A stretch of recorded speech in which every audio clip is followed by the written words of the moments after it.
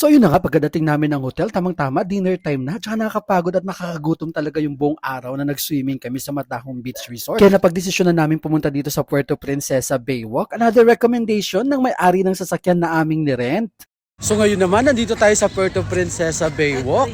Kasama ang buong angkan, pinapangunahan na nag-iisang ina.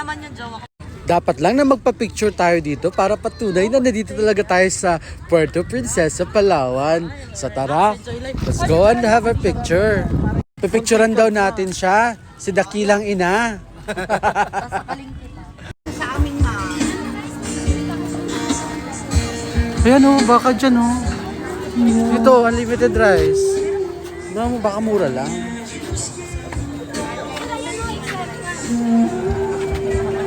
Pagkatapos namin mag-ikot para makahanap ng swak sa budget, natagpuan namin tong package 999 nila. Good for 5 persons na, pero ang dami ng pagkain.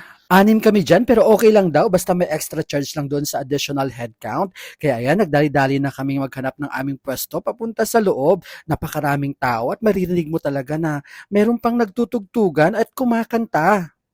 Your skin, oh yeah, your skin knows. Pwede na yung kumakanta. Excited ka na kumain? Wow! Ay, ganda ko dito. Excited na daw kumain ang aming dalaginding at kitang-kita mo naman ng mga pagkain. Only rice pa pala yan, kaya matutulog kaming busog na busog. So ayun na nga, abangan yung sunod naming video kung saan yung magiging lakad namin bukas. Comment and like naman dyan. Salamat! Thank you very much.